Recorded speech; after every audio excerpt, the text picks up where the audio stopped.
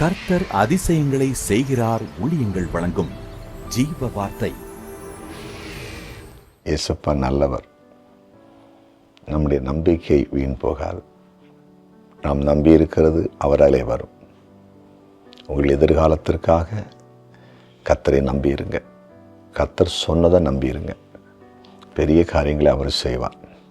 சரியா? முதலாவது என்னுடைய ராஜ்யத்தையும் நீதியும் தேடுங்கள், அப்பொழுது உங்களுக்கு இவைகளெல்லாம் கூடவே கொடுக்கப்படும். சரியா? முதல்ல ஆண்டவரை தேடுங்க.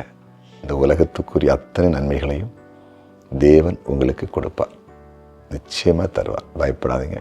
இந்த நாளிலும் அற்புதங்களை இயேசப்பா செய்வார். ஆண்டவரை குறித்து நீங்கள் மேன்மை பாராட்டப் போகிறீர்கள். இந்த நாளின் ஜீவார்த்தைக்கான வசனம் சங்கீதம் 31:20. மனுஷருடைய அகங்காரத்திற்கு அவர்களை உமது சமூகத்தின் மறைவிலே வைத்து, நாவுகளின் சண்டைக்கு அவர்களை விலக்கி உமது கூடாரத்திலே ஒளித்து வைத்து காப்பாற்றுகிறேன். உமது கூடாரத்திலே ஒளித்து வைத்து காப்பாற்றுகிறேன்.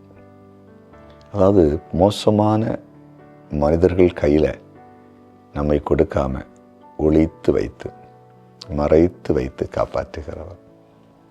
மறைத்து வைப்பார். சிலரை மறைத்து வைத்த இடங்கள் பைபிளில் இருக்குது. எரிகோவுக்கு வேவு பார்க்க போன 2 பேரை அந்த நாட்டில் இருந்த ஒரு ஸ்திரீ தன் வீட்டில் மறைத்து வைத்தார்.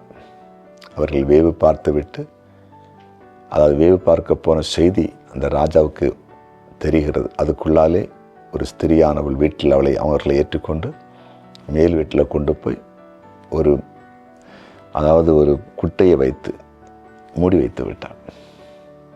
அங்கே வந்து கேட்குறாங்க, யாராவது உன் வீட்டுக்கு வந்தாங்களா? இல்லையே, வந்து அவங்க போயிட்டாங்க, இந்த வழியாக போனாங்களேன்னு சொல்லி அப்படி சொல்லி விட்டுட்டான்.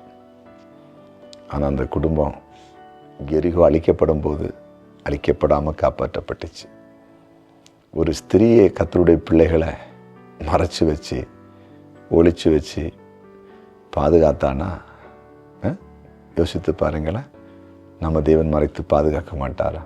மோசே பிறந்த நாட்களில் ஆண் பிள்ளைகளையெல்லாம் ராஜா கொலை செய்ய சொல்லுகிறான் அல்லவா? நதியில் தூக்கி போட்டு தண்ணியில் தூக்கி போட்டு கொலை பண்ண சொல்லுகிறானே. ஆனால் அந்த நதியில் ஒரு நாணல் பெட்டியில் விடப்பட்ட மோசையை எவ்வளோ அழகாக காப்பாற்றி வளர்க்குறார். தெய்வ பிள்ளைகளை உங்களையும் ஒளித்து வைத்து காப்பாற்றுவார். அவருடைய கூடாரத்தில் ஒளித்து வைப்பார். உங்கள் குடும்பத்தை மறைத்து வைப்பார். உங்கள் பிள்ளைகளை மறைத்து வைப்பார். அவருடைய கரத்தின் நிழலில் அவங்கள மூடுவார். அவருடைய செட்டையின் மறைவில் அவங்கள வைப்பார். ஒரு தீமை வராது. பகலிலே வெயிலாகலும் இரவிலே நிலவாகலும் உங்களை சேதப்படுத்துவதே இல்லை. விசுவாசிங்க. ஜெபம் பண்ணுவோமா? ஜெபிக்கலாம். ஆண்டவரே, நீர் நல்லவர். கூடாரத்தில் ஒளித்து வைத்து மறைத்து வைத்து காப்பாற்றுகிறோம். யாரெல்லாம் நெருக்கத்திலே, போராட்டத்திலே, உபத்திரவத்திலே, எதிர்ப்பிலே, பிசாசின் தாக்குதல் இருக்கிறாங்களோ, உங்களுடைய பிள்ளைகளை உங்களுடைய கூடாரத்தின் மறைவிலே, உங்களுடைய செட்டையின் மறைவிலே மறைத்து வைப்பீராக. மறைத்து வைப்பீராக. காப்பாற்றுவீராக.